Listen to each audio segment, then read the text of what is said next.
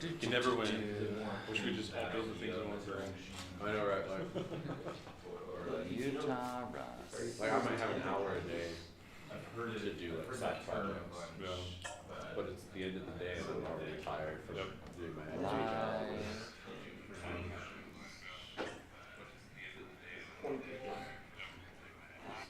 Audio is working. Excellent. Okay, so we've got audio. Let's get you. Oh, I've got my audio muted. Should I keep it that way?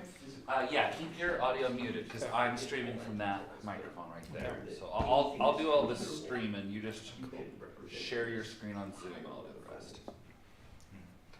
Let's get you. If only we had a professional AV guy instead of me. There we go. Now you're in the camera. Oh, I love it. All right, and that's up. We're okay. So I'm going to go ahead and switch us to the. Yeah, Levi, when are you going to present? What the heck? Yeah, Right at you all. should present next. You have a lot of really cool ideas. You should fill in all the holes that my presentation's going to leave. Why? What is this supposed to be?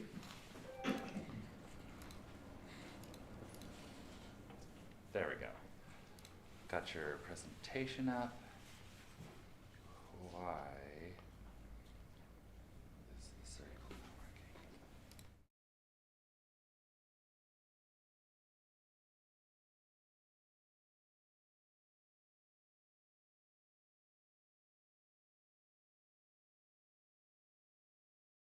Here. Okay. That'll have to work. Go for it. We've got you, we've got screen, streaming. Everyone can see it on the TV. Okay. Oh, I should do the intro. Okay, welcome everybody to Utah Rust. It's October 12th. I'm your host, Nathan Stocks. Good to see a good group out here today. Hope you all like the pizza. And I'll turn the time over to our presenter today, Chris Mena, for the actor model Fearless Concurrency Made Easy. Awesome. Thank you. So, where to begin? This is a way of building software that I actually started using before I even knew what it was. A couple jobs ago, we had a service that was built out in Akka, and it, unbeknownst to me, uses the actor model to pass data around, to execute. It was I'm already rambling, I'm sorry. You're fine. I'm just not this good is at an informal presentations. presentation. Yeah. Don't have to worry about it. So yeah, started using Akka without knowing what it was. Fast forward to more recently, I've had a desire to learn more about distributed systems. So I started building out a distributed key value store. Was new to Rust and thought, you know what, I'm going to implement this in Rust, and started learning about the borrow checker and the ownership model of Rust. And so my answer to concurrency was, I'm going to stick this data structure into a mutex. I'm going to stick that mutex into an arc, and I'm going to pass it around like a bad cold in an elementary school. And that worked about as well as you might expect. And so I started looking at other options, learned about channels, and I was like, well, what if I started using channels instead? And that's when I started to find out about the actor model, which in most cases now, modern day, is implemented with channels to pass data around to these different actors. So let me just go through a very brief history. We were already kind of talking about this before the camera started. This is a concept that originated in 1973. It was published in a paper by Carl Hewitt, Peter Bishop, and Richard Steger. We talked about a couple different reasons it was developed. The one that stood out to me, because of my interest in distributed systems, was that they wanted a way to start taking advantage of computers, multiple computers with multiple processors, independent processors, harness all these and start delving into concurrency. In our case, multi-core processors. The context I'm going to be talking about it today, though, is going to be, the motivations for my adoption, I guess I'm out of order here, was that sharing state quickly became messy for me. I was running into issues with resource contention, locking, multiple different threads, competing for the same hash map or the same struct. And when I finally started to learn about this, it just felt like a much more intuitive way to handle concurrency for me. Just passing this data along to different threads rather than having them all fight over, wherever it was located. And then in particular, I found the blog of Alice Ryle, which I've seen a couple people link now in the chat for different reasons. I started delving into that, liked that it offered more freedom than using an actor framework like Actix or one of the other half dozen ones that I've seen on Reddit. And plus I just wanted to learn about it just by implementing it on my own. So the basic concept of implementation is you have a task and a handle. And that's what makes up essentially an actor. An actor is something that can execute some unit of work and be responsible for some portion of data. And the handle is the way that you can communicate with each one of these actors. In the case of Rust and Tokyo, it's a spawn task that the Tokyo runtime spawns, and then you have another struct that is the handle that is responsible for owning that task, and it receives messages and can relay them via channel to this task that's performing the work. And in this model, shared state is an anti-pattern because of the aforementioned problems where your resource contention and locking. And so the messaging between channels, or between actors via channels, can be something as simple as an integer, or it can be something a bit more, like I've actually made use of enums quite a bit, because I have each actor I want to be able to receive some assortment of commands. Those commands can have a payload, or it can just be a simple command like shutdown, or I want to send you this address to remove, or send you this other thing to add. And the response is not included. It's a one-way communication. So in my particular implementation, in most cases, it's going to be a flow through, and so all those channels are going one way, and that's just fine. If you wanted a response back, you're responsible for providing some method of response. For example, you can send a one-shot channel to along with your payload, and then the actor can respond back on that channel to send the response back to whoever was sending the message in the first place. And so then in the context of this project, I called it Indistore because I'm not creative, and Indi for indice, and store for cache. So it's a key value store. Designed to be distributed in memory.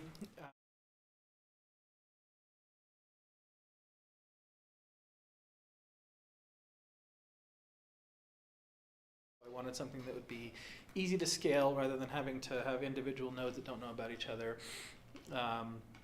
There's an orchestrator that has a distributed hash table for adding new nodes and redistributing.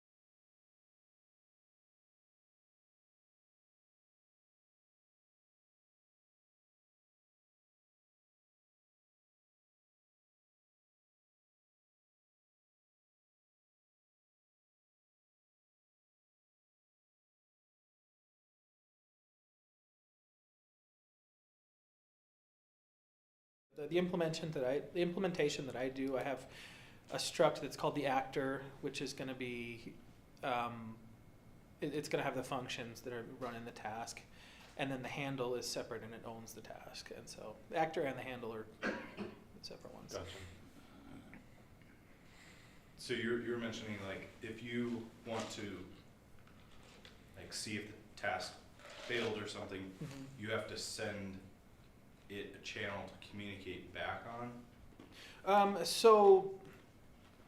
Not necessarily. Like, for example, with with channels, you can see immediately if there's somebody at the other end of that channel, and so if you get back an okay, you know that the channel's open. If you get back an error, yeah. Some of them use some and none, and some use okay and error. But if you get back an error, you know that task is dead. Or you could just query the task handle itself and see, are you still alive? I don't know how many people are familiar with Tokyo and task handles, but you can check and see if it's still running or if it's dead. But yeah, there's a lot of different ways, I guess, to check and see. And I started instituting because I was running into issues where I would have, so I have a handle or a handle that's communicating with an actor that is in charge of reading from TCP, and the client shuts down, and so that task terminates, but doesn't tell anybody about it. And so I would have a client disconnect and then try to reconnect, but it's still there. The other actors higher up, the parent actors, still think that it's going, and so it didn't reinitiate a new connection. And so I had to figure out a way to just be communicating directly back. When the task loop breaks, I send a message out via my mind went blank. It's basically the same concept of a channel, but it's just much simpler. A notify up the chain to whoever needs to know whether that task is dead or not. So you can just listen on the notify, and then if that notify ever comes through, you know that task was shutting down and is no longer be operational. So there's a lot of ways to do it, I guess. Yeah.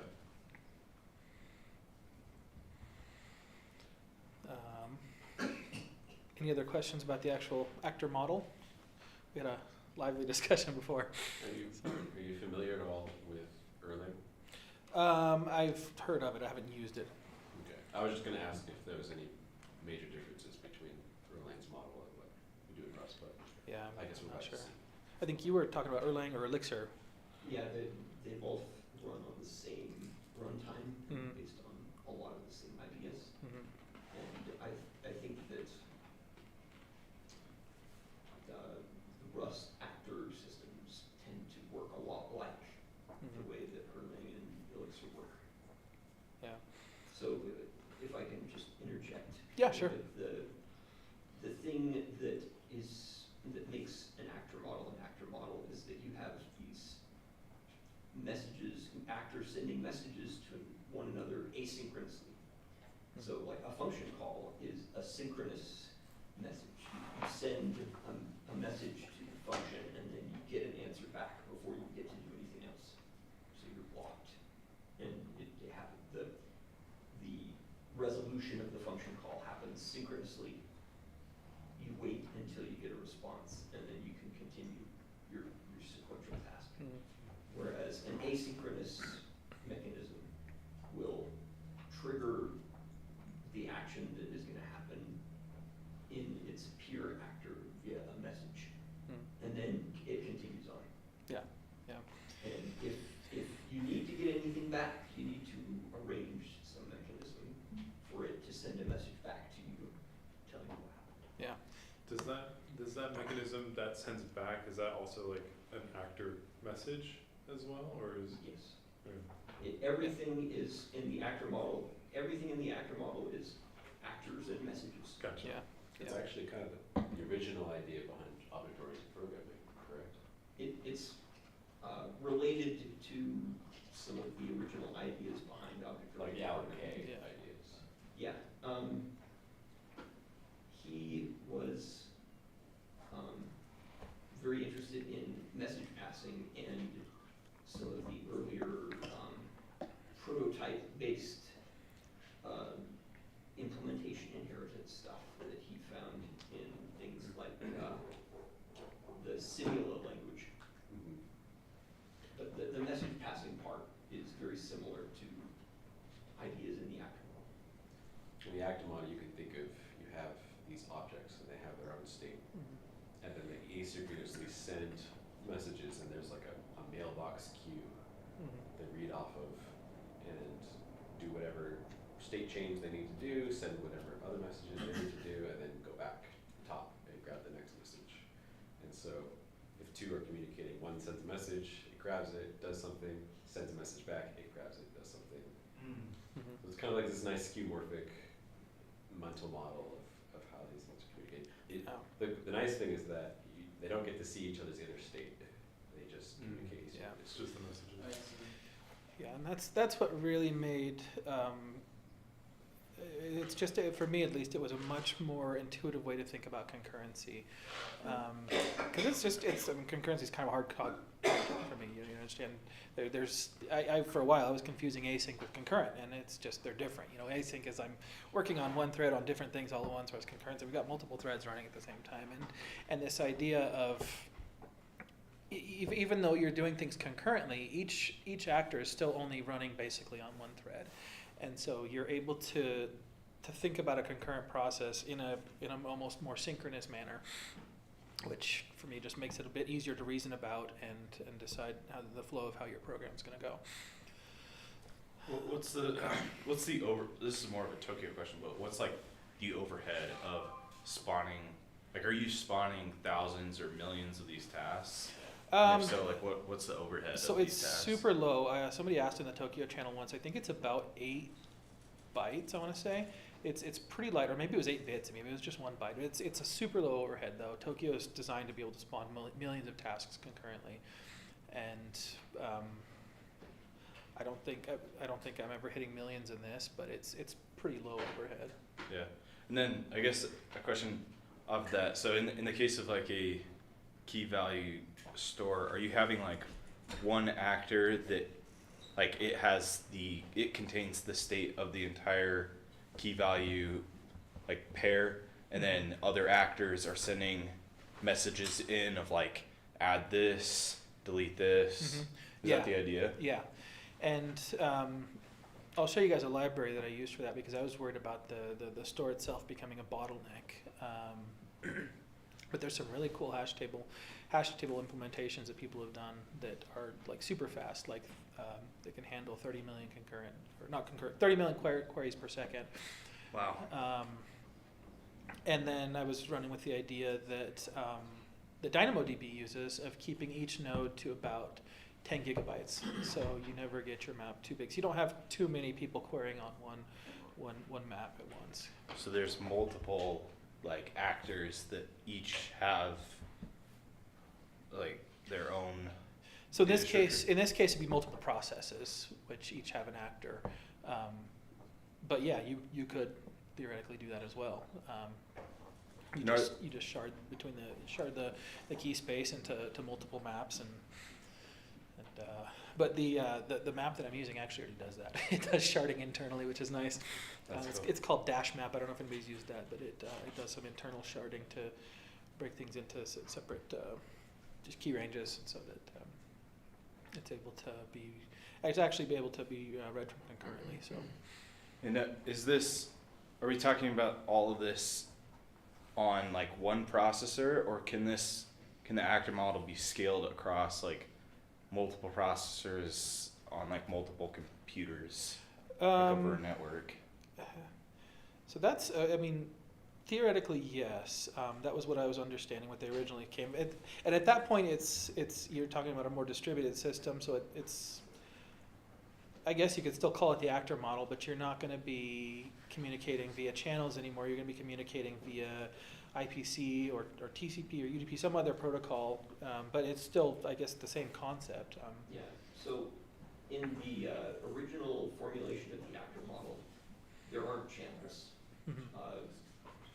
Each actor has an identity, and you just send a message to the other identity, and how it gets there is an implementation detail. Yeah. So whether it's on the same chip or whether it's 1,000 miles away, like the actor model doesn't care. Yeah. In fact, that's a big selling point of the Erlang virtual machine, is that you could conceivably have a program that is completely the same no matter how many cores, how many different machines it's running on. As long as the VMs are all hooked up, it'll work the same. Yeah, the way I first started to reason about this was kind of like microservice architecture.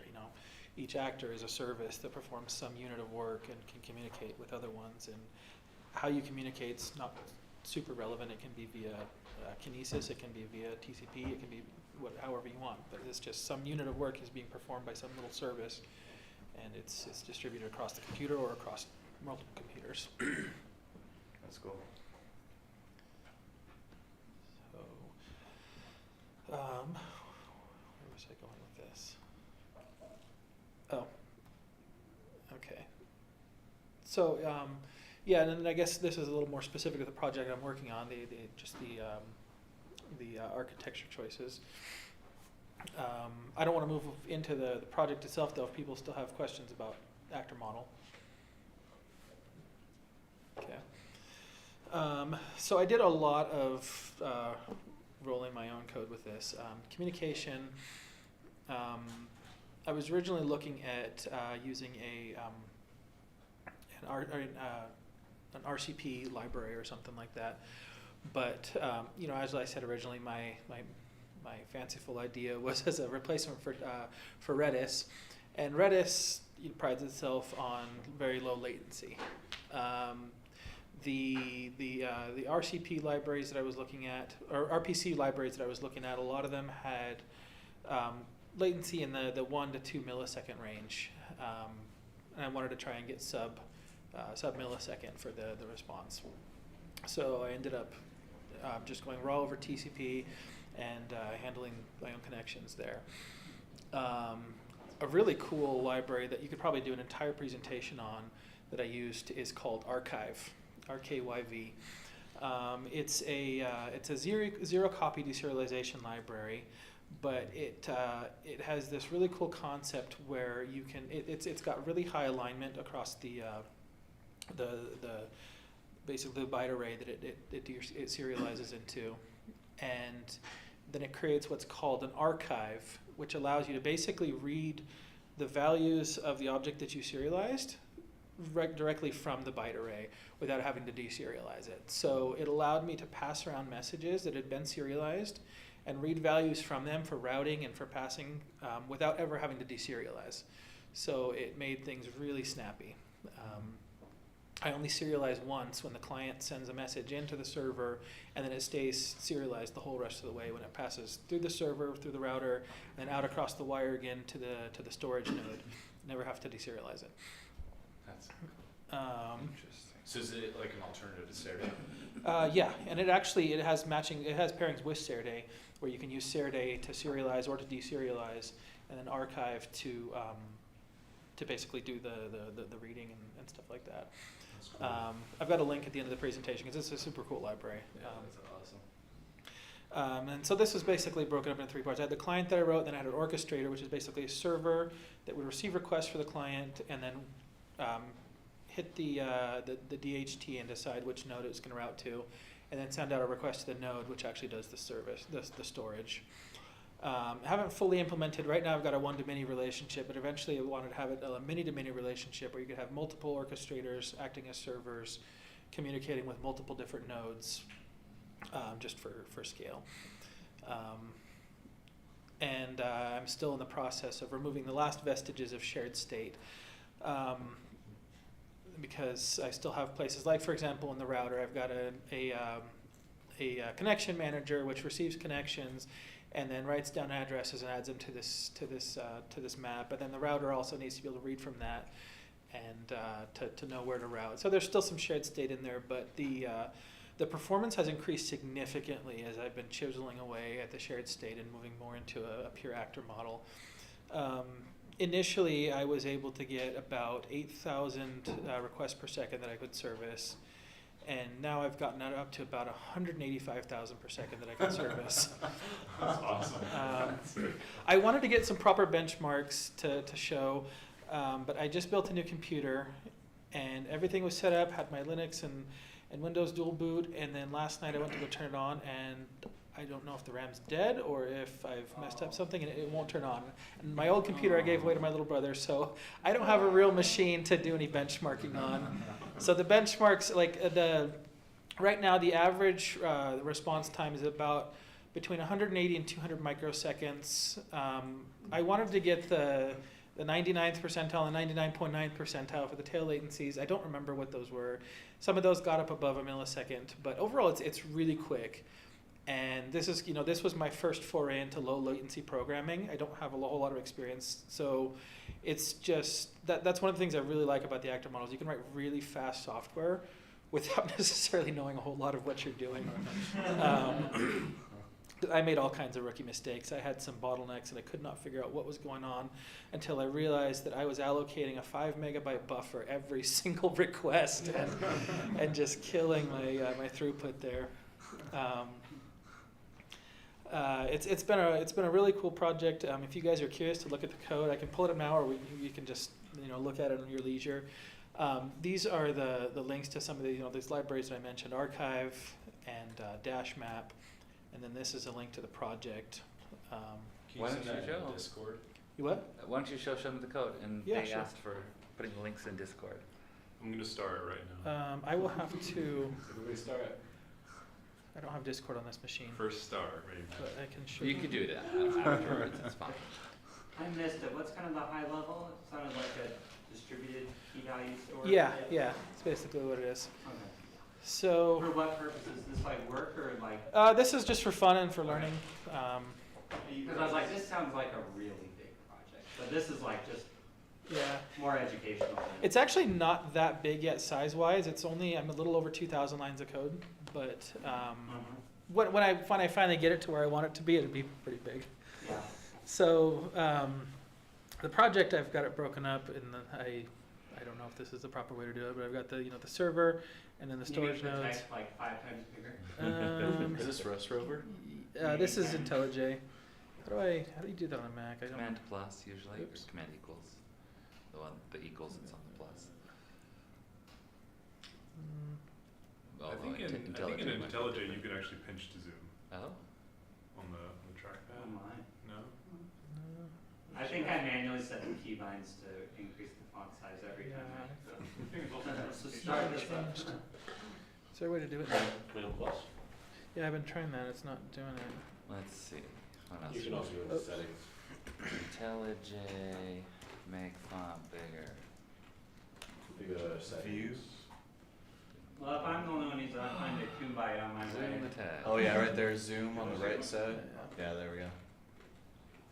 Also control go. Nice. Semicolon. Yeah, that's awesome. Control system.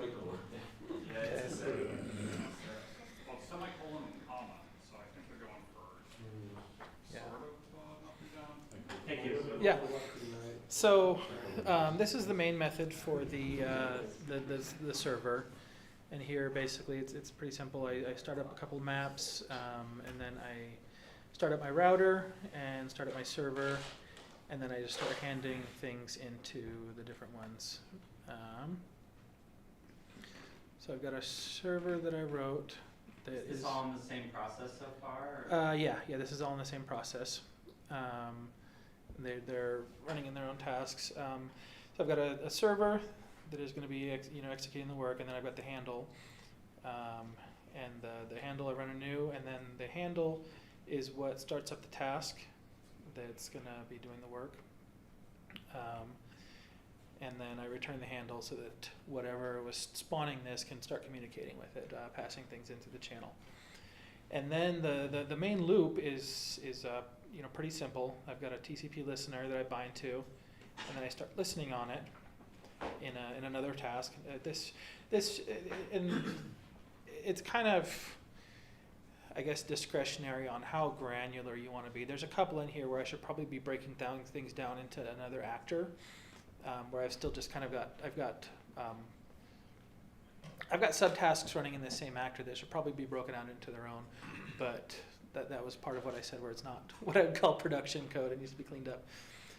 But basically, listening on the stream, and then each time I get a connection, I go ahead and spawn up a new actor here that's going to handle that connection, and I send the address over to a map that keeps track of those. And then I sit here and listen on the channel to receive any messages, any commands that come into the server. And then the connection. This is for a connection with a client.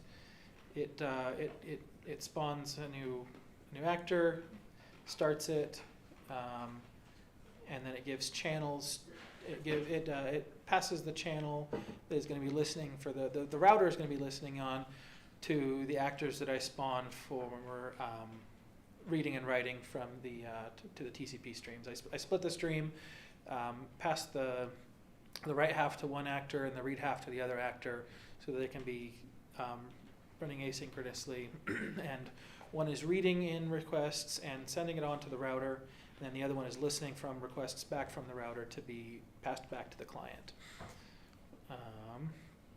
Here's Is one. each actor kind of two actors then, or? No, it doesn't have to be. It's just so I wanted to be able to read and write concurrently, so I spawned an actor for each one, an actor for reads and an actor for writes, so that I'm not having to wait on a write to do a read or wait on a read to do a write sort of thing. But it's really discretionary. Whatever you have decided, this is one unit of work, you generate an actor for that. Can you talk through, like, theoretically you have a read and a write come in at the same time. Does your actor model prevent like a lock on your, what is it, the dash map? Is the internals how you're storing the stuff? Like, No. What's that process? How do they not collide? So the internals of the dash map, I think, is based on a concept. I don't know if you guys have watched. He does some stuff on YouTube. John Hu. He's got this. The dash map builds on a map that he created. That's called a left-right. Basically, he's got two different data stores.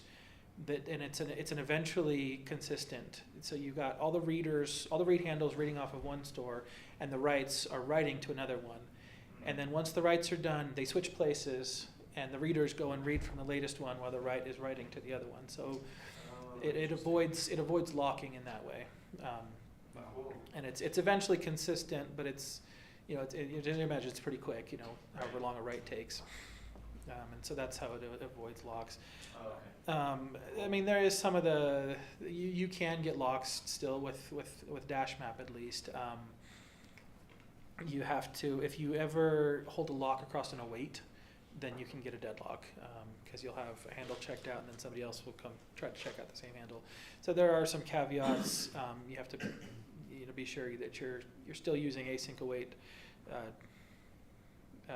guess wisely, and not letting your awaits go too long. That was one way that I sped up performance quite a bit. Was I was holding locks for too long sometimes on these maps, and freeing up those locks faster really sped things up. With the actor model though, like if a message comes in requesting to read some data and a message comes in requesting to write some data, doesn't the actor have like a mailbox and it reads those like requests sequentially? So there will be some ordering. Yeah, and I mean, there's different ways to handle that. You have like Tokyo has a how's it called, select, where it'll randomly pick a stream to read from, and read one of those, and then read the other next time. In this case, though, most of them are flowing unidirectionally. Most of my flows are unidirectional, so you're not going to have the actor that's receiving a read is not going to be the same one that's receiving the write. It's just going to be flowing one way. Eventually, they could both get to the very end at the same time, and then the dash map is just going to handle who came in first, whether you read or you write. And like I said, I don't know a ton about the underlying implementation, just that it's running off of basically multiple memory addresses. So the dash map kind of lives outside of the actor model, I guess, in the way that it handles concurrent stuff. Yeah. Okay. Yeah, the dash map is just it's one of the ways of managing state. So one actor just owns it and it's managing the state there, but it's separate from this idea of the actor model.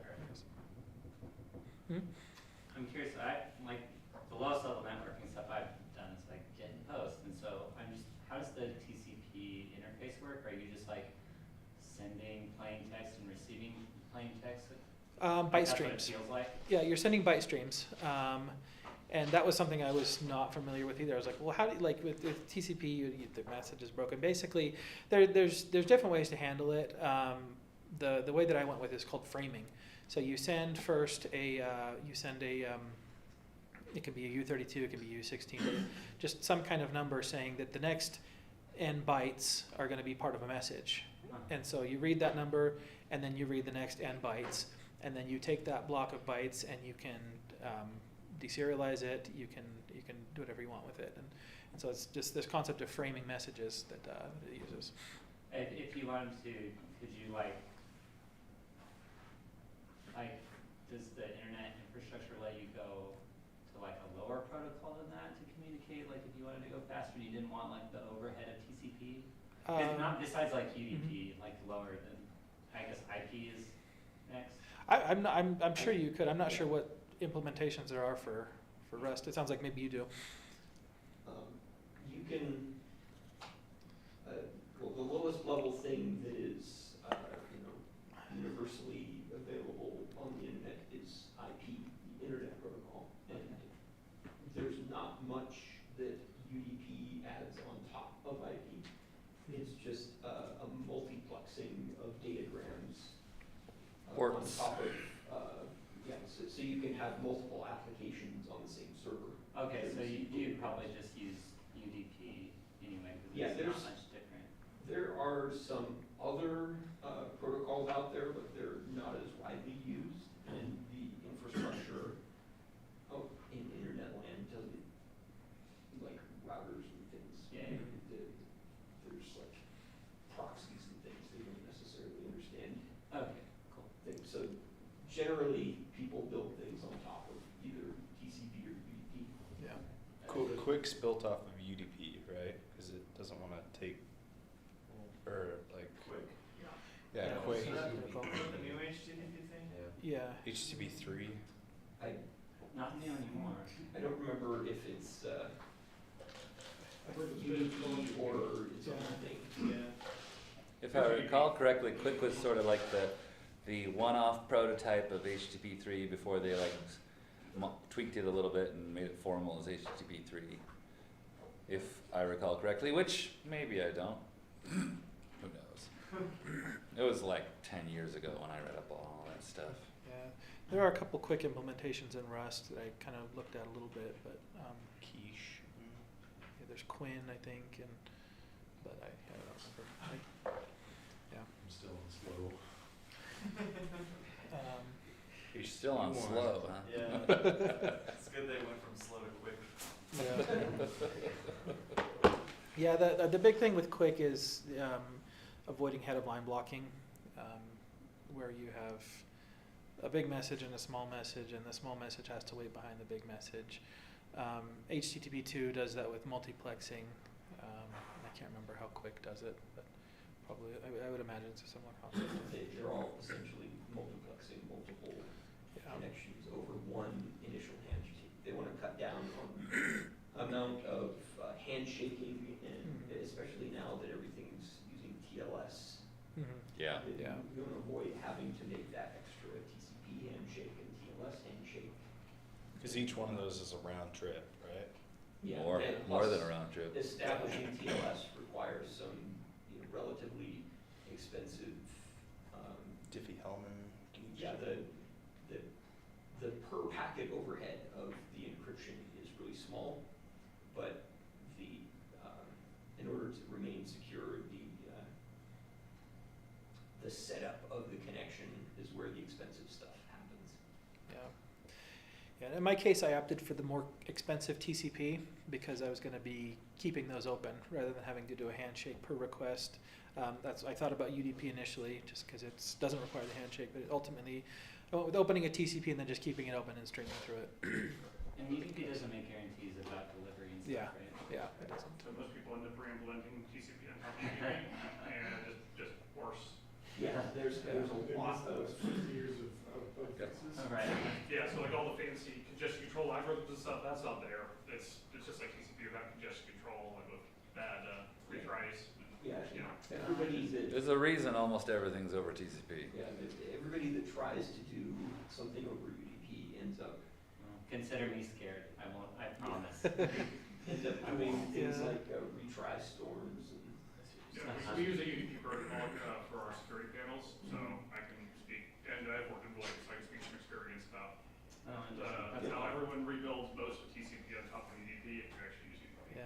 I think Cassandra uses it for the gossip protocol, but it's because they don't really care if the message gets there. If it'll get there That's eventually. when it's sort of really thing. useful. Yeah. Is like when you don't need to retransmit. It's like, It'll- yeah, It'll get there Just eventually. ignore it if so- it's not there. It's used frequently for low latency stuff like audio transmission in games and whatnot. Especially when you're okay losing stuff.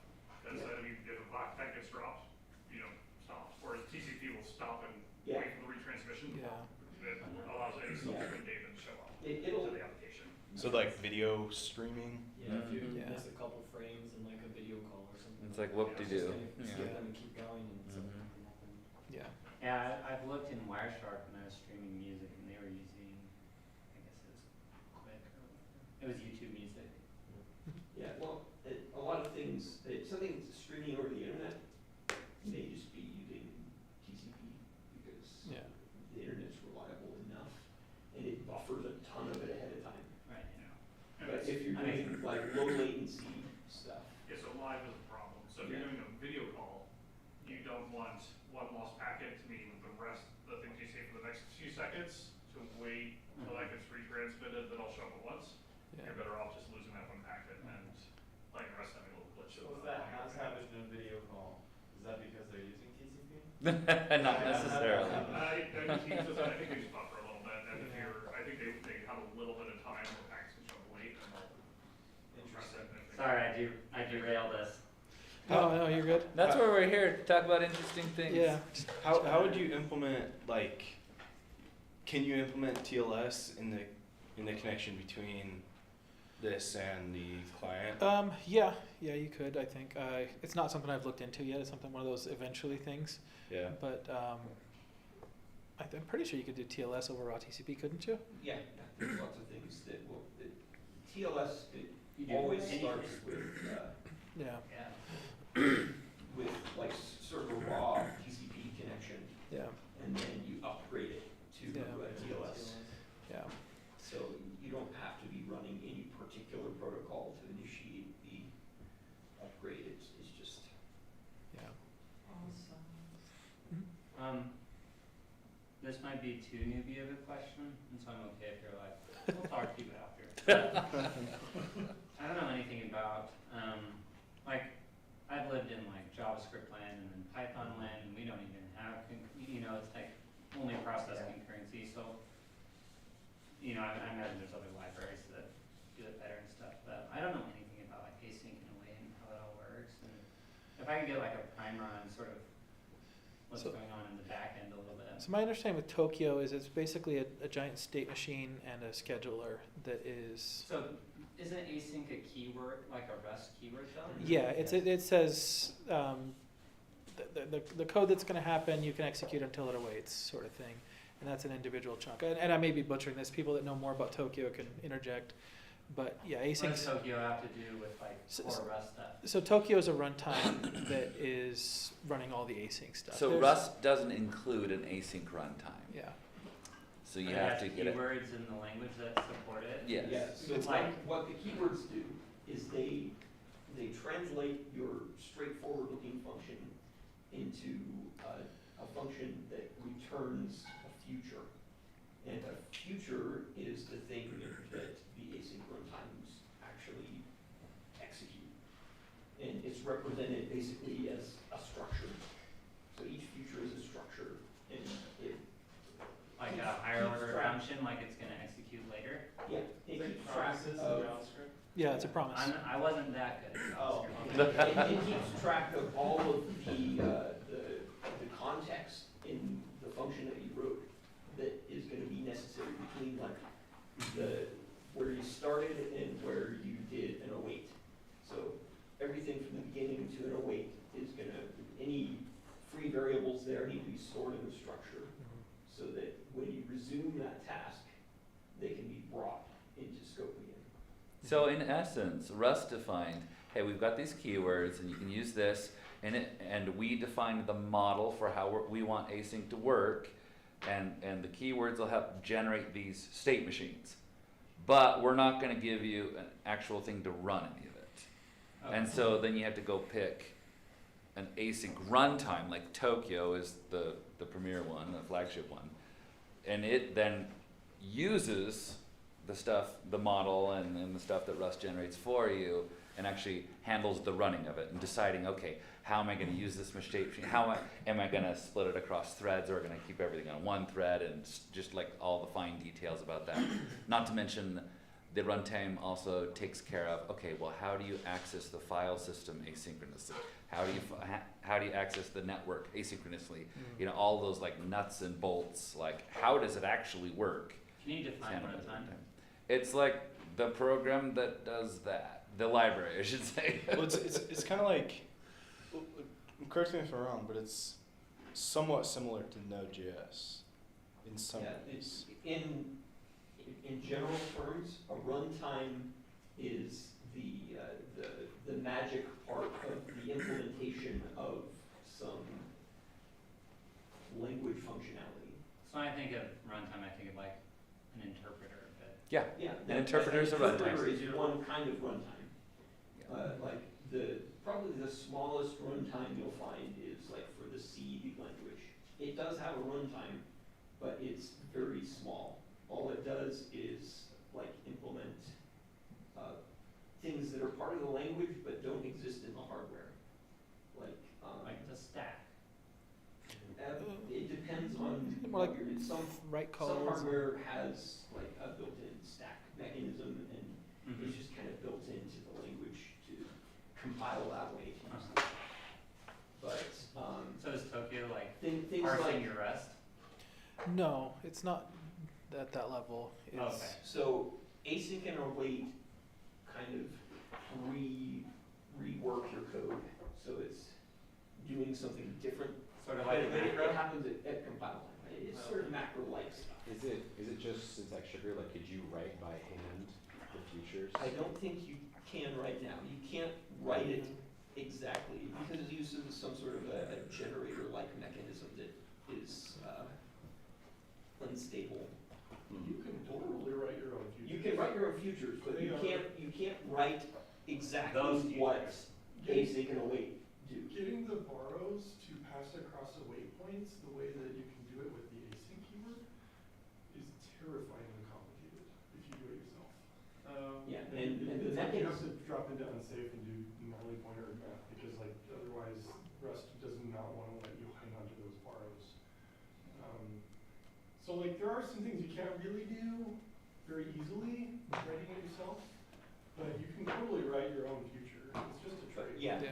futures in the async runtime of Tokyo existed before the async and await keywords existed. Okay. yeah. Someone should do a talk about Tokyo. 'Cause Tokyo is like so cool. That would be multiple Yeah. talks.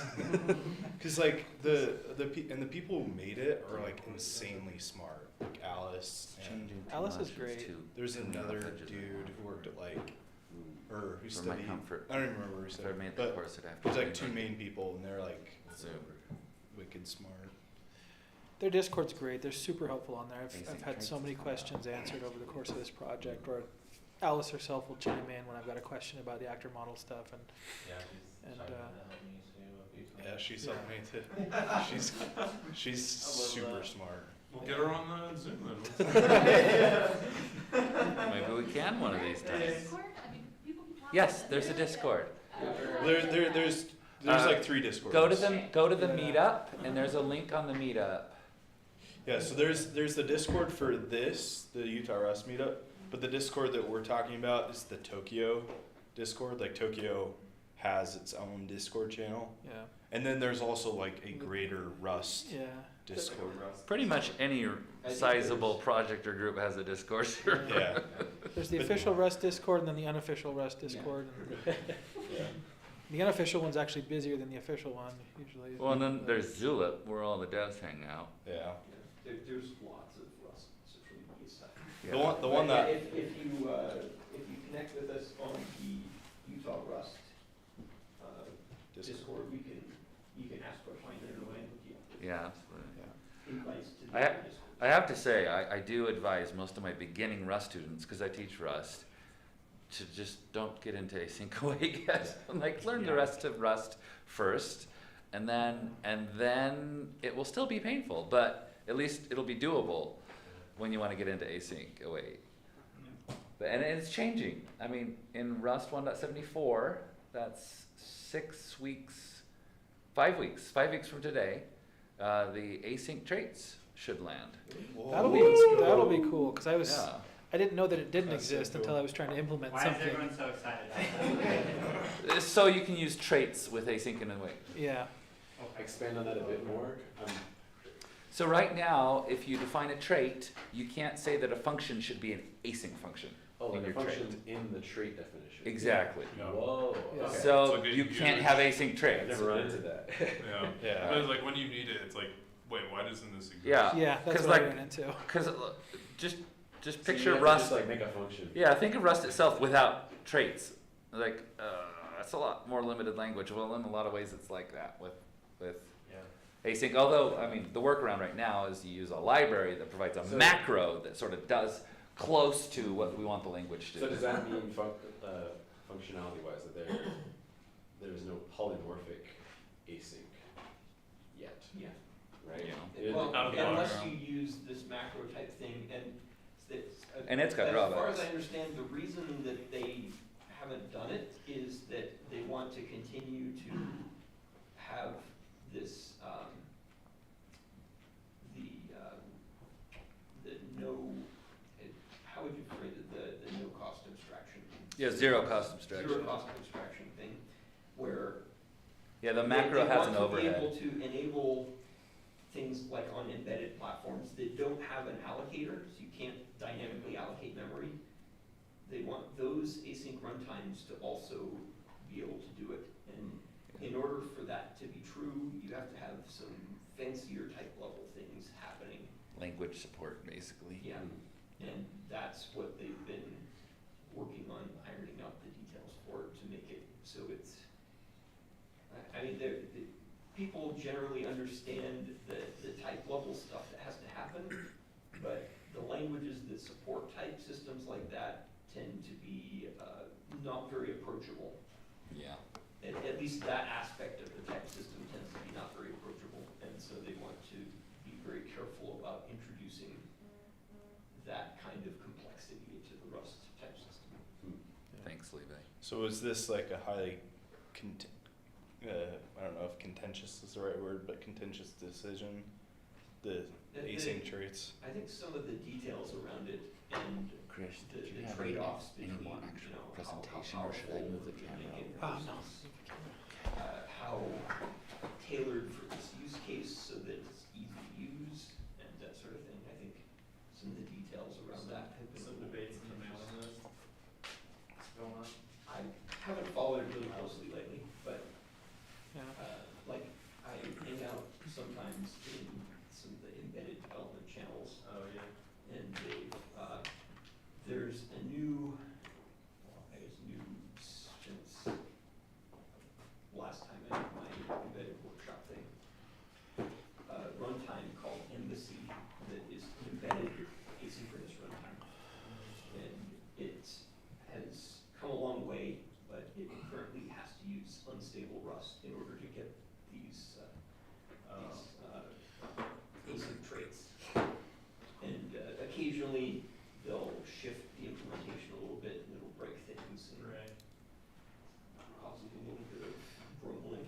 Yeah. I didn't realize it was that close, because I remember looking into async traits and it seemed like it was still a ways off, but I guess maybe that was just longer ago than I thought. It's- Also, it's- a lot of things in the advanced Rust features are, you know, there's a lot of people that understand what has to be done more or less. It's just working through the details and Yeah, getting it through the process. It's a bureaucracy. yeah, getting it implemented, yeah. It takes a lot of work. And the creator of Hyper, I know, has been questioning whether or not we should have made asynchronous functions altogether. Oh, I saw that discussion on Reddit, how async was a mistake and. Yeah, async functions were a mistake. Yeah. What was Well, the maybe, alternative? potentially. What was the alternative? That you just return a future, Directly. yeah, Yeah. like your function, Interesting. just returns future output and then whatever. So, And like, how does that capture then? How does it capture the state? I think the complaint was the fact that once you put async in front of a function, the signature is kind of a lie. 'Cause it's actually returning a future. It's true. But the type says it isn't. Right. Oh, I see. So instead of putting the async keyword, just put it in the return type, wrap it with the future and have the language somehow do the I deed. think the idea was that he wanted it to be more honest with the return type signature. That's an interesting. And he wasn't he was just exploring the idea. He wasn't necessarily saying it was like a bad thing. He was just like it did take me a while to realize that, async just means it's returning a future. Yeah. Like there's more to it than that, apparently. Yeah. But for a while I was like, what is this magic sauce? Yeah, Just putting async on it, ooh, it's magic now. Yeah. And if you don't call await on it, then you just get the future. Right. Yeah, exactly. it doesn't execute it at all. So like in JavaScript or other languages, if you have like future or promise, you can like .then or something. Is that what you would do in Rust? Yeah, you can still do that. You just do that That's instead what of I had to do awaiting. before async and wait. I gotcha. But the difference with JavaScript is you can call an asynchronous function and it will just execute in the background. Whereas with Rust, you have to call await for it to start executing. Yeah, it's lazy executor. Or you have to pass it to an executor. Yeah. Oh, interesting. Because a promise is like an attachment to the thing that's going to come out of that, but it's like running somewhere else in the ether. Whereas in Rust, the future is both the code running and the result of that code. Kind of what you get to handle. So if you drop that future, all the code just quits running.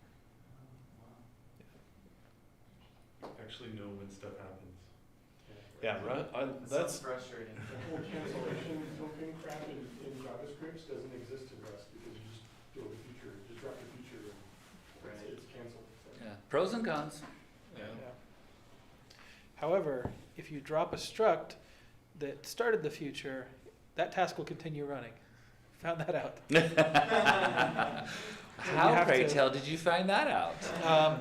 Well, I asked before I ran into it, but that was when I was having connections that were shutting down, and then the other things were still staying open, and communications weren't happening right. And so Yeah, you have to be really aware of when things start executing and when resources get allocated and saved within the context of the future.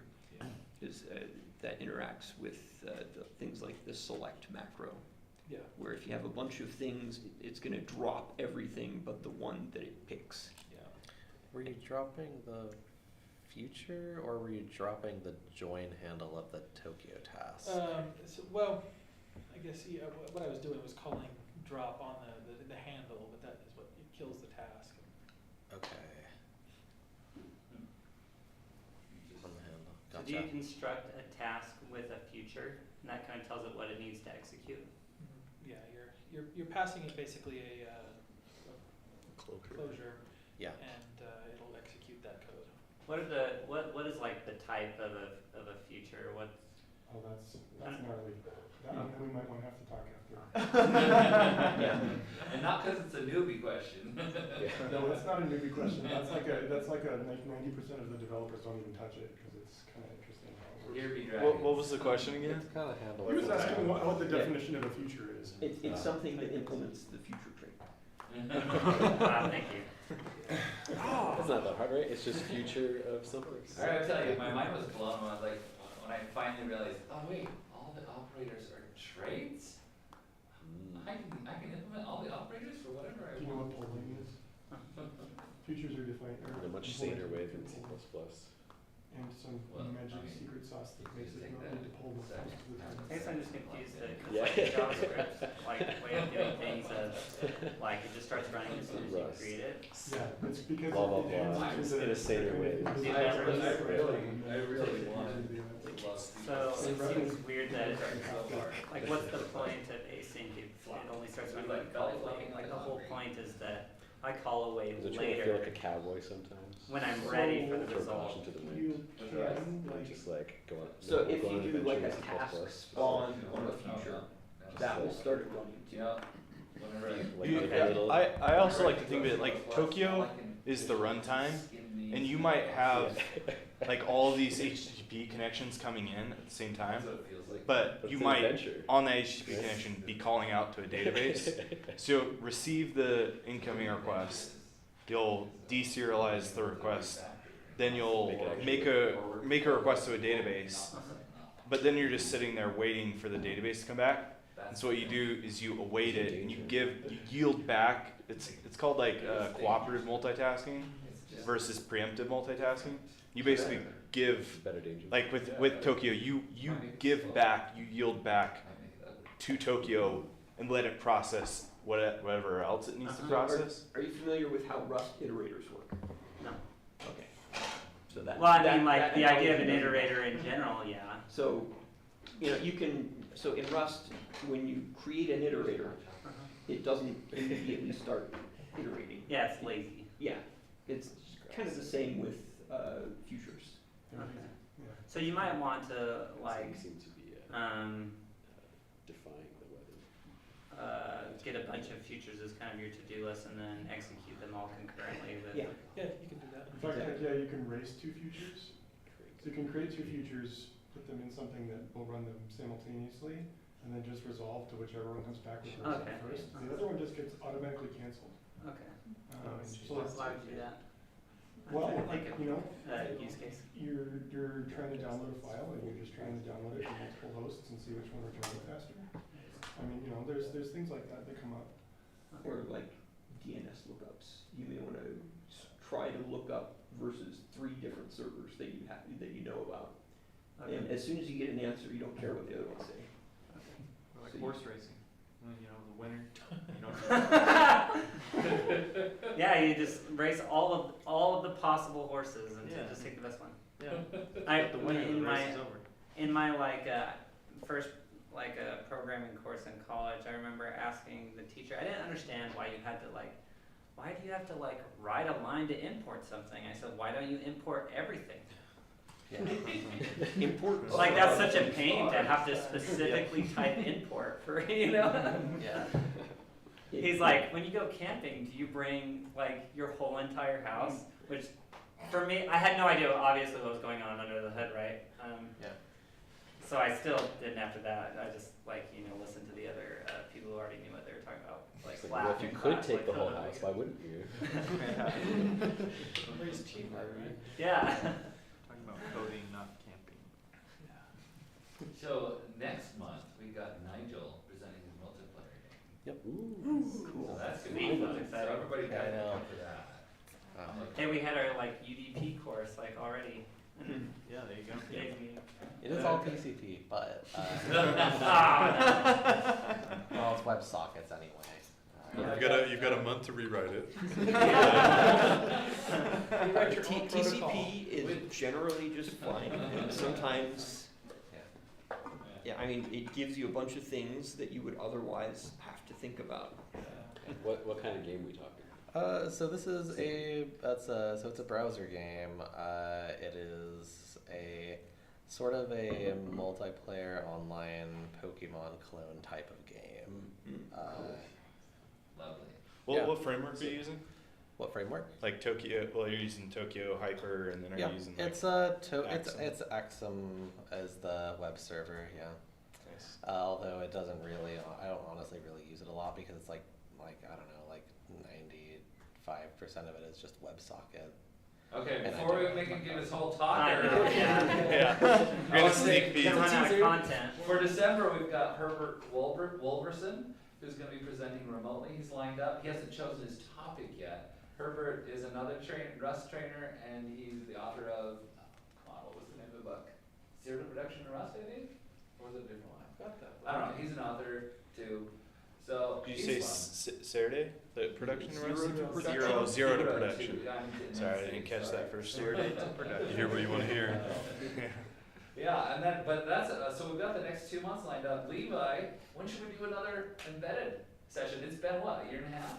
Yeah, it's been a while. I gotta figure out what we want to do, because you know, I understand that the blue pill things that we were using are harder to get a hold of now, and Are they? there's like the Raspberry Pi Picos that are, Picos are cheap. yeah, they're cheap and higher quality boards than the Okay. Chinese clone. So you think things. Raspberry Pi Pico might be a better option? Boards are pretty cheap now. There's like a little tiny. Oh, yeah.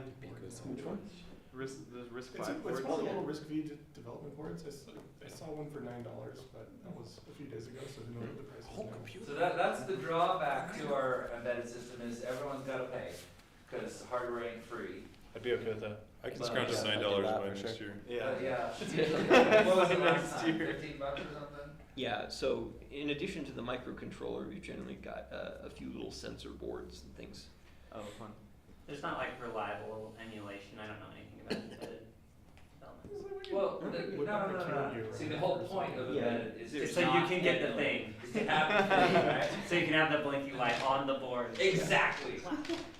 Because I was thinking like, yeah, there's probably a lot of like really low level like physical electromagnetic interference stuff that you can't emulate that you might have to deal with or something. I don't know.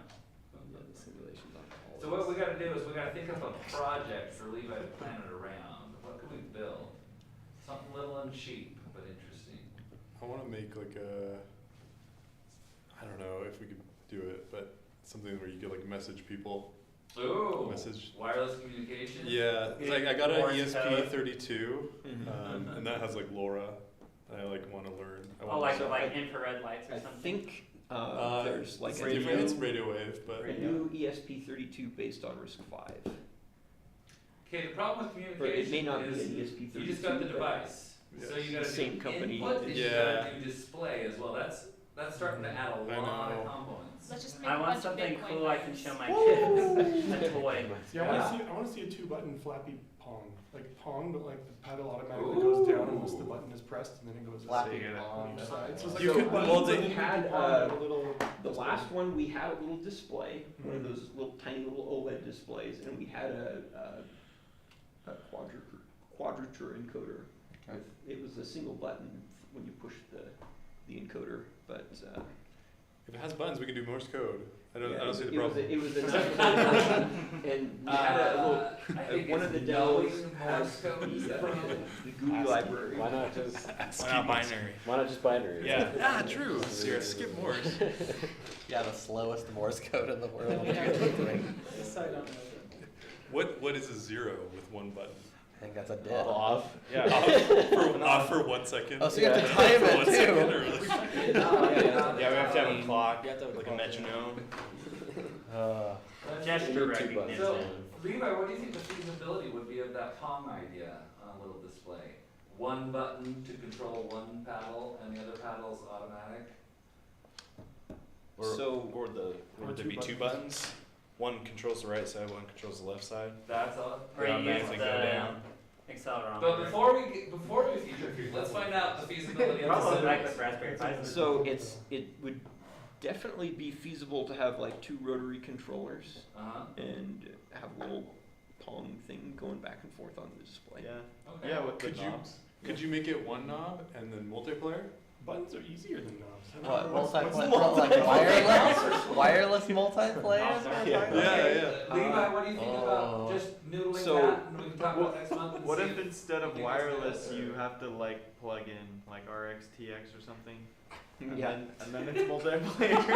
I mean, they've got multiple serial Oh, man. ports. Or we could do Nice. like the Tamagotchis where it's like the infrared. And you So like, I stick them next think to each other. that like the basic version would be single player, Yeah, yeah. and then that could be and we can like feature proof it from there. That's a extra project that you can Yeah, work on homework. your own time. Is turning it All right, I'll into, do the following month multiplayer. presentation. I'll have to build a multiplayer. Okay, Levi, I'll hit you up on Discord. Pong, for scaling to a schedule. million. Yeah, I just got to figure out when I would concurrent have players time. I've got like 20 billion tasks at home Well, that I no have backed rush. up. No rush, could be next summer or whatever, but Yeah. let's just, Yeah.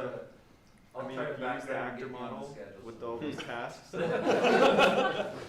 you could fearlessly accomplish all of them. Well, maybe the rest of your genius already is for I'd rather this learn class. embedded development before learning embedded distributed systems.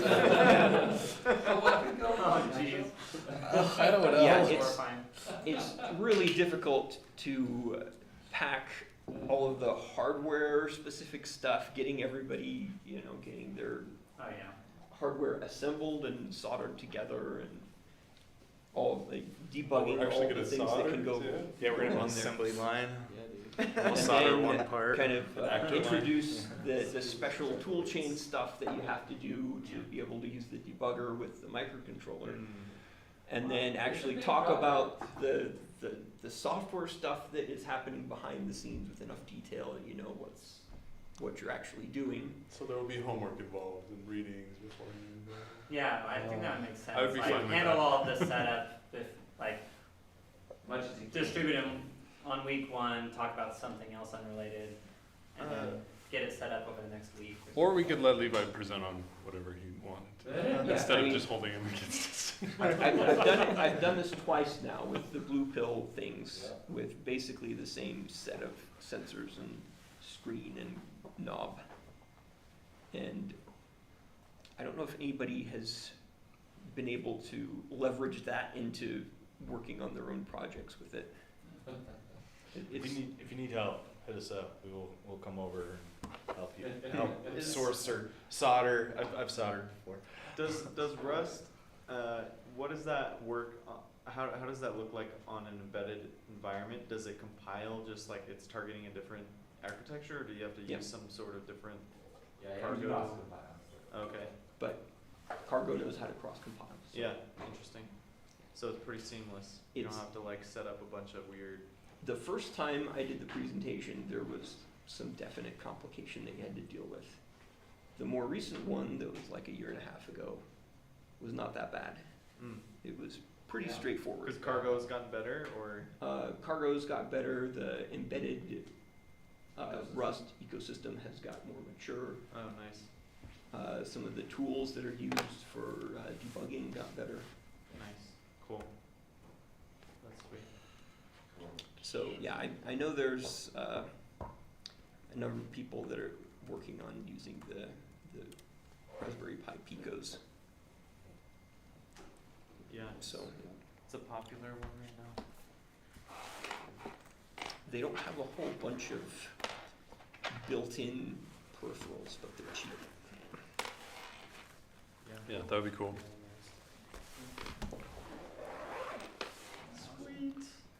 Well, we got another half hour just to chat, but you don't have to stay if you don't want to. I feel like, We gotta should give you a clap. hand. I sort of transitioned away, so I didn't do that. Thanks for bringing that up. I can also, when I get home tonight, I'll put the links out on the Discord to the libraries and to the project. We both gave it a star. Nice. It's gonna get right out there. It's gonna be tweeted out as one of the most starred this week.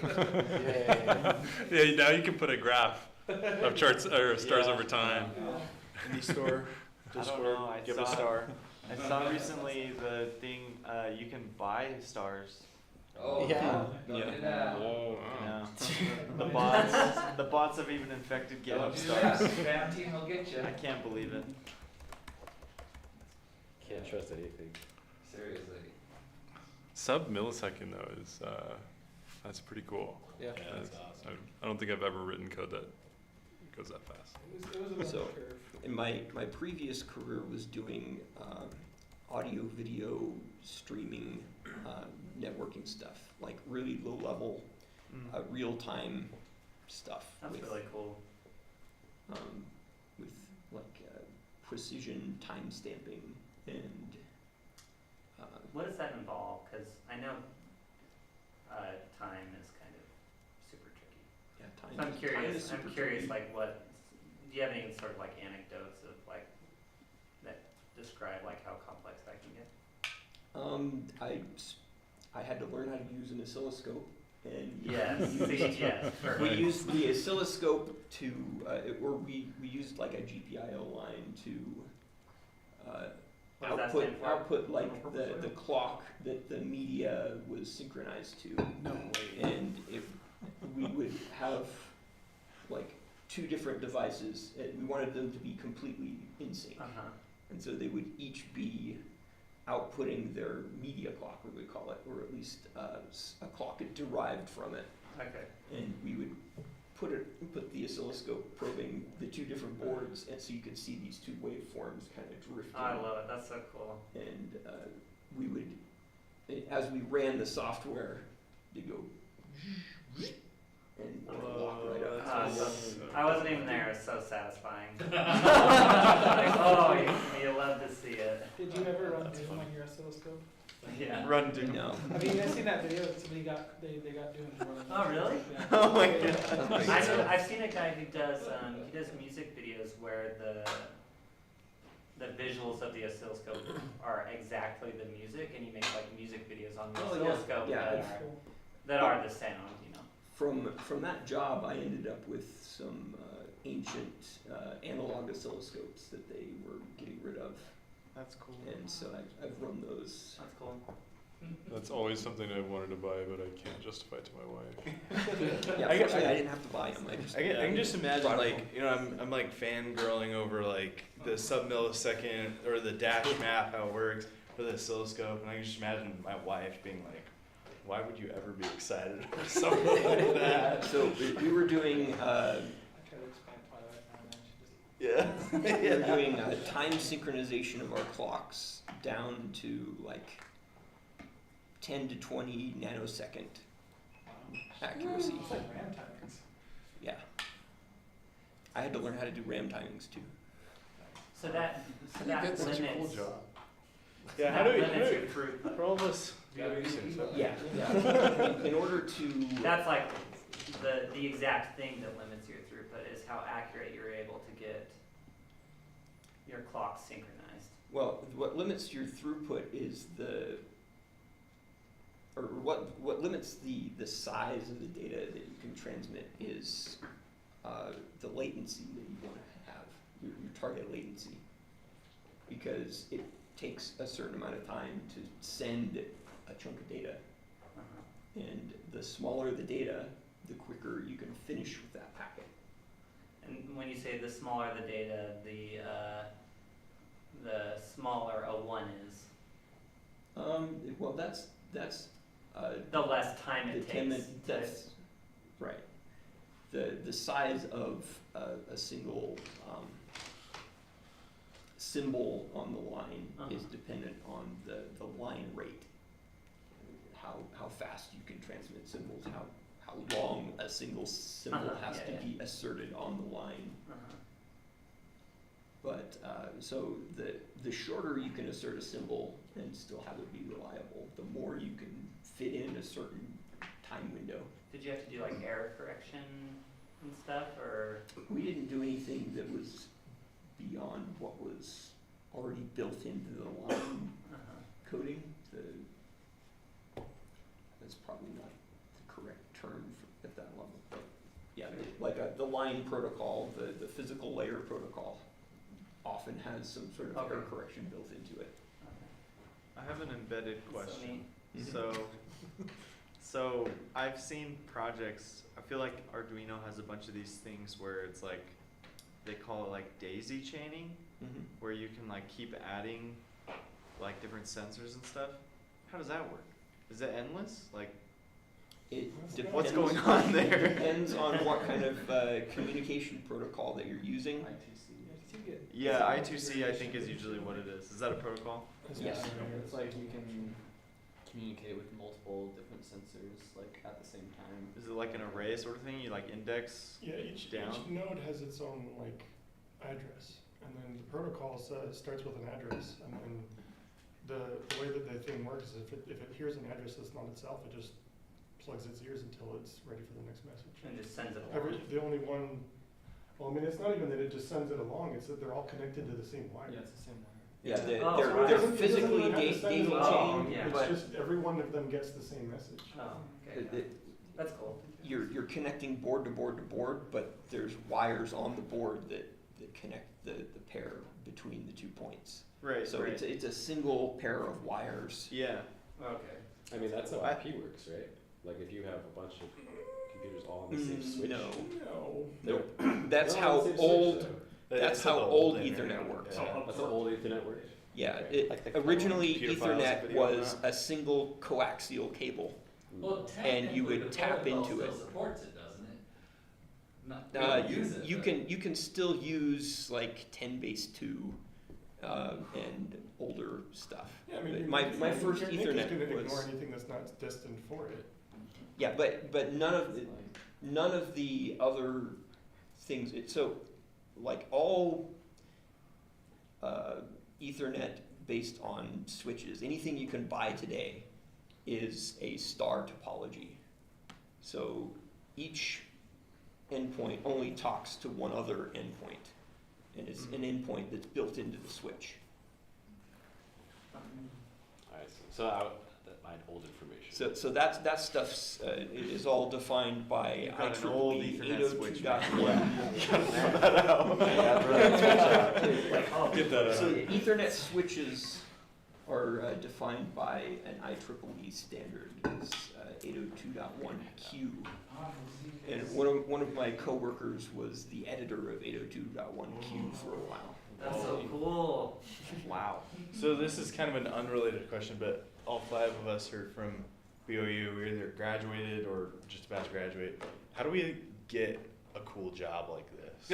Like like we're all love Rust. We're all trying to like get jobs in Rust. Like how do we So I ended up going into the job where I got started doing embedded systems.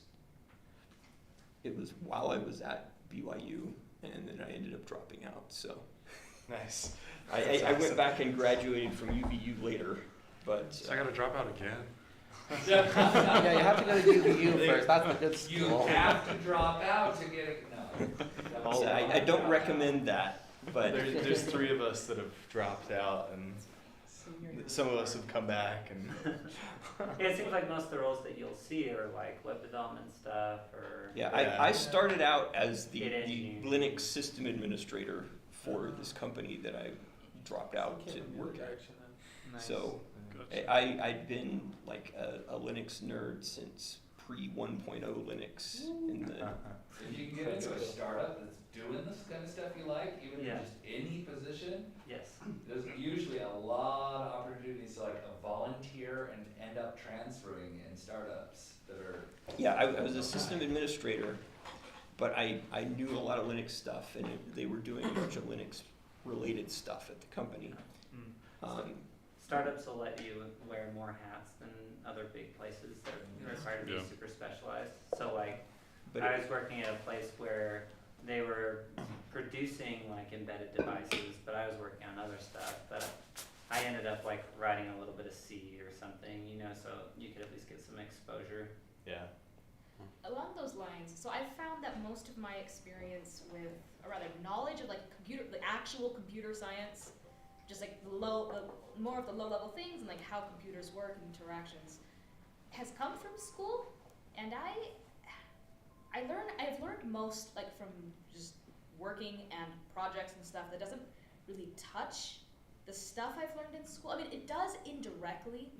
How do I just like continue to get like a really good foundation of these things when it's not like stuff I deal with in work and in projects most of the time? Or do I just like change my area of focus? Like what do I do to like get more exposure to all this?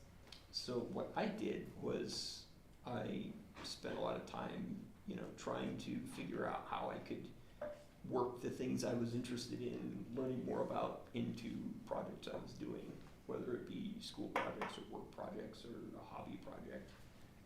And I did it a lot in school where I would be interested in things. I would be kind of bored with whatever the actual class was about. And so I'd learn a new programming language by doing the assignments for the class with the programming language I was interested in. Yeah. I made a lot of extra work for myself, but I learned a lot more. Python, the Rust One module. content creator I like, he was saying like when you work, he's a big advocate for like you have to always be working on side projects, but make it something that you want to do. Like that's what you do on the side, and then don't pick the stack that you do for work. Pick the stack that you want to do, and then you get really good at it because you're doing it on the side, and then opportunities open up. I don't know. That's the unknown for me. Is like I'll learn that, but then hope That's just because you're learning Zig. Yeah, I know. I've That read doesn't way happen too trying much to TypeScript. does it? It is, yeah. Yeah, love that fact. He's very good. As far as like side projects, like for me, maybe other people who have interviewed more than I have can chip in, but I'd probably pick one and just make it absolutely incredible and Pick one what? just one What's a- project. Like Rather any than kind store. of having like 12 that kind of suck, like pick one and just over engineer it to death and do all the cool things that you can with it and put a GIF in the README and you know like I'm not sure I would give that advice, honestly.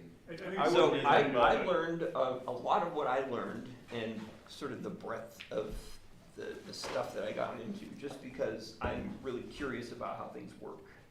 And I would like spend a lot of time fiddling around with a bunch of different things. I didn't build a whole lot of my own fancy things, but I would use something I was interested in, read through it, and try and figure out if I understood it well enough to make some changes and get some new Yeah. features out of it that I wanted. the reason I gave that advice was kind of as like a get your foot in the door from the resume to like from nothing to the first interview is kind of the purpose for that, not really like a long-term educational plan.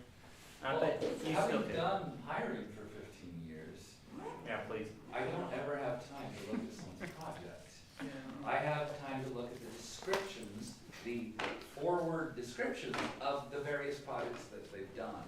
And so what I look for is, oh look, they get involved, like if I'm looking for entry level, I wanna see evidence that they're interested in stuff and that they work on stuff, whether it's crap or not.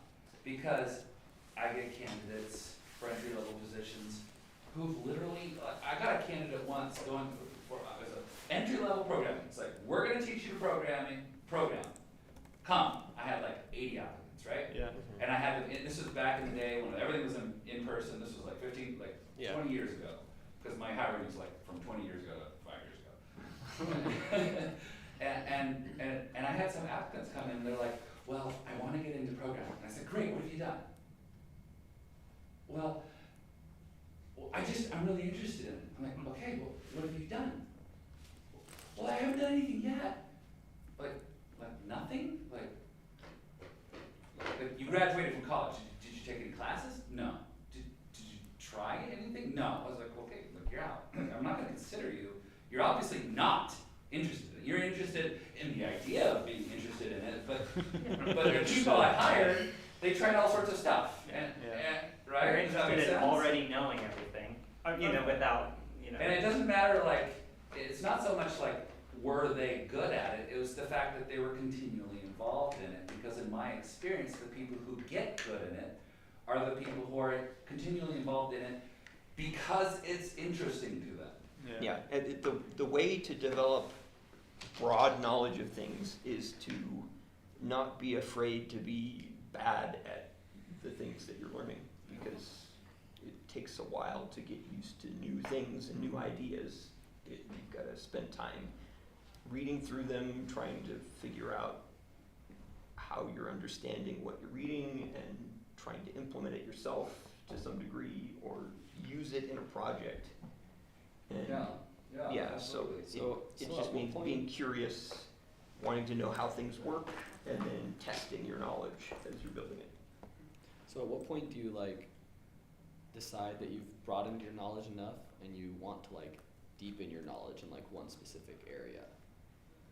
When you find If you want to. Yeah. So people have different types of careers, right? So you'll see people who go really deep. So PhDs are usually a good example of this, right? You learn something, and then you go a little bit further, and then you're like, in the computer world, it's like, oh, now I'm an expert in this type of algorithm or this type of very obscure minor problem. And those people, hopefully, they find jobs that match with that, and at which point it's really lucrative. But then when you find the PhDs and they want a general programming job, often that's actually less good of a fit. They're not good. So, some people really like going super deep. They like doing research. They like doing that kind of stuff, and they like being just a niche specialist. Which, as long as that niche is in demand, can be fantastic. But I think, on average, the better careers are ones where people stay similar wide. They talk about being wide, going deep in a few things. Not super deep, but You know, like in my world, I've done hardware and software, done a bunch of different things. Moderately deep in networking, moderately deep in performance. Like those are areas that I have, you know, like have a scale. So those are things that I have some better experience in, but like I'm pretty good at being able to look at things that are, you know, anything in the technical scope, I can probably figure out if need be. And if there's no one else who's an expert, then I end up getting to be that expert. You know, I can figure it out and I'll learn it. I think from a career perspective, the people who do that are the most valuable. I know on my teams, I've got a handful of people where I'm like, I can hand them any problem. I can say, here's a thing we need to solve.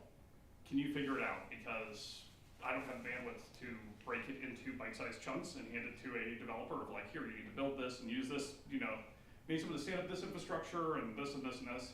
The people who actually have a little bit of knowledge in everything, you can be like, I know you don't know anything about this, but I need someone who can build a system that does this, this, and this. And that ends up being, like those are the people who end up being at the top of the pay bands who I would really hate to lose. You know, especially early in career, there's a lot of people who are almost interchangeable, like they can write code. And, you know, I love them all as individuals, but if anyone leaves, like, someone else can learn their stuff and it's The not ship a big deal. isn't sinking. But the people who can do all sorts of stuff, people jump on all sorts of problems, who are like, I don't know how to debug this, but no one else is debugging, so I'll jump in and figure it out. Like, for me, those are the really useful people. So, you know, I think if you got a super interest, you want to go really deep in something, by all means. Like, you know, passion I think is the most important. If you're passionate about something, then you'll do well. And this, you know, sort of like what he was saying about, you know, you get people who, so I'm talking to people out boot camps, and you ask, oh, well, why'd you go to boot camp? They're like, well, I was doing this lame job, and air programming pays a lot of money. Oh, no. And when you ask them other questions, it's like, they went through the boot camp, and now they're waiting for their higher paying job. They want their money down. I get mothers sometimes coming to me saying, should my son go into programming because I hear it's a good paying job? And I say, does your son like programming? Yeah. Well, I don't know. Well, find that out. If Yeah, you like let's learn about it a little yes. bit, If yeah. he doesn't, no. If you don't like programming, then programming's probably not even that high paying of a career. It's like a little better than average, but like the people who are not learning new stuff, who are just sort of, they show up, they try to do their job and leave and aren't that excited, they tend to stay at like levels of the pay band that don't exist on my team. Like new grad and below levels.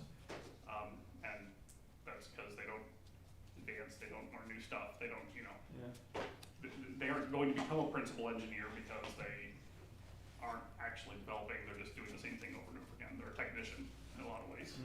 You can pivot around too, not like as you move from job to job, but also within companies. In my experience, people have been pretty open to saying like, yeah, I'm like, I'm okay with you like moving to this other team within our company. So Not able to pivot. I would say that, you know, beyond the learning aspect, the secret to getting good, interesting jobs where you get to do cool stuff is to do networking and coming to meetups, people. communicating on social media things related to the subjects you're interested in. Also, And- don't just don't have a job. Take something. Yeah. Try it out. Get something on your resume. Yeah, I started as a Linux system administrator. I was super interested in Linux, but not the system administration part of it. And that got me to pivot into Linux-based embedded systems at that company. But all the sysadmin stuff you learned was probably super valuable. Yeah, I still use it Mm-hmm. because, you know, understanding how the Linux kernel works and how the user space interfaces with the kernel, that's like most of my job right now. Well, you know Linux sysadmin, you know Docker, and you know Kubernetes. Well, that was Before then. well before I'm those just things saying that existed, the knowledge but transfers, yeah. if you know that stuff, oh, this makes sense, that's what we do. Just a bunch of commands, you know. Speaking of experience, you know, put it on your resume. Like when you do a hobby, that is experience. Put it on your resume. Don't say, I have a hobby. Just put it as, I have experience in whatever. And when you talk to them in that thing, you be fully honest about it. Yeah, I did this thing for a hobby. It was really fun or whatever. And show that like you're super interested in it. And that is actually super valuable. Honestly, That's something I look for in candidates is like, okay, like, there's these like 8 technologies that are important for them to like be versed in when I go and look at it, and even if it's like, oh yeah, well I did it in a hobby level, a lot of times it's like, okay, well that's enough.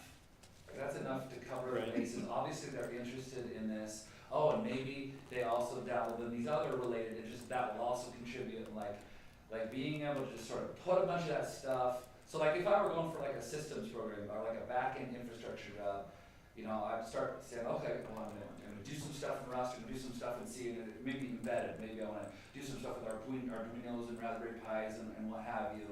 And just when you go to apply, put that on your resume. Oh, and by the way, you don't have to put every dang thing you ever worked on in your resume, just pick relevant ones. Yeah. If you're applying for a back-end job, don't talk about your JavaScript frameworks that you've worked with. They don't care. Or the opposite, if you're applying for a front-end web developer job, they don't really care like that you did something in C on an Arduino, right? Like That might scare them away. So, Like, oh, you I have to don't want the manage C memory? guy We don't working want with you. no, seriously, like Yeah. what your main focus is makes a huge difference for whether you're gonna Yeah. even get the interview in the first place. Like, I need someone who knows that, like, black text on a dark blue background is not good, you know? So like I've been working in industry for 26 years now. And so like when I apply for a job, I customize my resume for every single place I like a apply. cover letter. Because like if I put everything on there, they just take a look at it and be like, well, obviously he doesn't know what he wants, or Yeah. he's not focusing on this job, They just don't- throw this out. They don't see the things that they're looking for. Exactly. They just see this huge pile Right. of crap. So like if it's like, oh, well, it's a back-end infrastructure networking job, then I'm gonna focus on everything that's back-end infrastructure networking. Yeah. I'm not gonna put in JavaScript, and I'm not gonna put in my Photoshop experience or Excel, right? Maybe I just had bad luck when Photoshop, Excel, yeah. maybe I just had bad luck the last time I was looking for jobs. I feel like I was putting stuff about how I spent a couple of years working on the thing I'm gonna show Well, next time. Just sending out resumes to places you're interested in, that's like the worst way to get a job. The best way to get a job, because I mean, you get when you're on the other end of that, you get tons of resumes. It's like half the ones that look great just don't interview well. The last And then- role I interviewed, I was the hiring manager for, I had like 1,200 applicants. Yeah.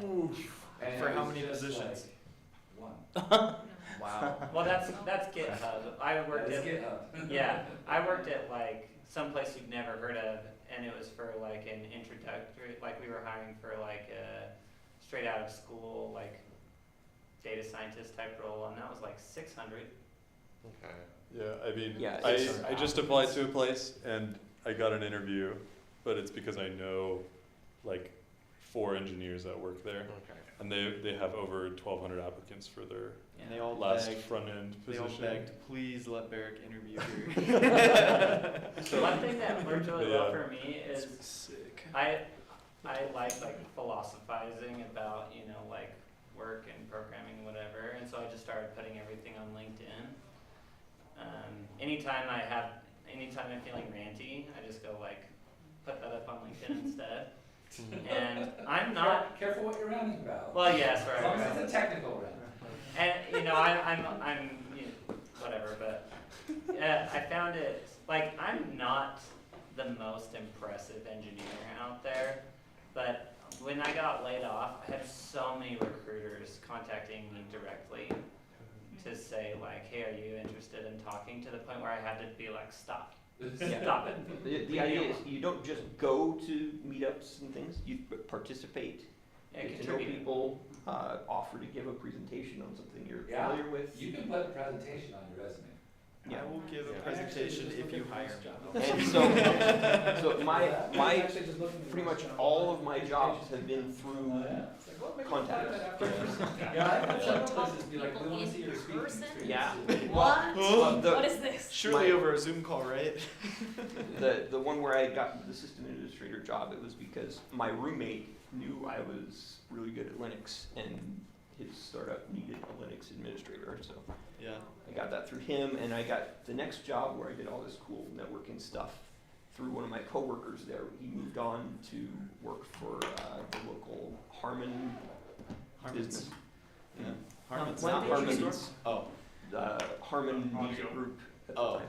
Oh, I need better friends Yeah. then. So I got laid off in February. None of my network. The only offers I got were from cold applies. None of my network references came through at all. Dang it. If you're still in school, you could go volunteer in labs, like in research labs. That's where I got my second job, was through a connection that I met in a research lab. That was at the place I was doing like a augmented reality prototype and doing stuff with like optical simulation. Like it was a really cool gig for a small startup. It was really fun. Yeah, the key is really to be proactive about your interests. Dig into them, make contacts with people. Like, And if you don't feel confident like building something you're interested in from scratch, find something out there that's and like work on issues in the bug trackers and Yeah. figure out why something in the bug list has gone wrong. I posted in the Discord that I'd be open for like regularly scheduled like pair programming of some kind. I suck at Rust, and I would like to not suck at it. So It's a good if goal. anyone wants to take me up on that, I'm still You open. know what I did to force myself to teach Rust? I started teaching it. Yeah. To learn Rust. To learn it. To learn Rust, I started teaching it. Yeah, that was the best data structures when I was teaching. Yeah, smart. Do you have a list of like topics people want? People want To choose for from? this meetup? Yeah. I don't have a list. I don't Tokyo. know anything. Tokyo's on the list. It's at the top of my list. Tokyo's And then, on and the then list. Saturday. Tokyo would be Saturday? cool as a. Oh, You Saturday just would be a pick good something one. you are interested in and say, Yeah. hey, I'm willing Yeah. to talk about this. That's true. Yeah. I feel like that's the biggest thing is like just follow passion. I Yeah. feel, and things work out so much better. Yeah. And you don't end up as like that guy that is like, I went to the boot camp, give me good pay money job now. Yeah. Seriously. Honestly, while we don't hire a whole lot of boot camp people here, I'm much more impressed by people who come out and talk about how excited they were, and oh my god, this is so cool, and I really loved how we did this, and like that, I'm like, okay, this person is going to learn computer stuff. Yeah. They may not be at the level I want right now, but like they're gonna go in a good direction, and especially early career. Like a new grad, for example, out of college is going to be a mediocre programmer at best, Yep. on average. So you need someone who's going to have a trajectory where in the next year or two they will be a productive programmer, because the first year they're going to be learning your environment, your systems, the programming language you use, which they probably didn't learn in college, the database you use that they almost certainly didn't learn in college, the Redis and Memcache and all the other pieces, and REST and gRPC and who knows what else goes into a system. Like first year, even for experienced people, a good portion of it's learning. But if you're right out of college, it's like tons of learning. So you need someone who's going to go up that learning curve really fast. If they're going to take 5 years to learn your system, there's no point in hiring them, because that's not going to help it. I think for my first job, it was like 7 months until I felt like I could contribute pretty well. Like I felt pretty comfortable with our systems. And 7 months is really fast to me. I feel My- maybe like a year and a half. My first job, I left after a year and I was like, I didn't do anything. Yeah. I was just learning, It I was one also of those. felt that way. It was like a BYU job where it's like they'll just hire you and teach you, and I was like, yeah, thanks for hiring me. It That's wasn't Learning 'cause- Suite, was it? What? No. Oh. No. Or Learning No. Suite. I was doing like testing for the app, for the BYU app. Yeah. Didn't So they it's finally just like- sunset Learning Suite, or are they still dragging They're on? still using Nope, it. still Still definitely kicking going it strong, forward. and also Canva, We're and using also the other Canvas kind of and- stuff. Yeah, because when I was at Canvas, we had just signed, when I was an instructor, we had just signed BYU on, and that was like 4 years ago, I want to say. Yeah, They're they- still there's- on. I think There's- it's there's- like sunk cost fallacy. They're like super sad. We've about already it. spent $5 million on this, so let's just keep going. Yeah. They justify it because they like teach the students, I guess. There's some law where it's like the longer something has existed, the longer it is likely to exist in the future. I feel like that kind of applies. Yeah. Nice. Yeah, so my last piece of advice is that the best thing you can do is not be afraid to attempt things. Sure. And the best people that I have worked with new hire wise have been like recent graduates that are excited to learn and do things and don't yet know what is supposed to be really hard. So you can, So you they can just naively say, go into the. hey, we need to do this thing.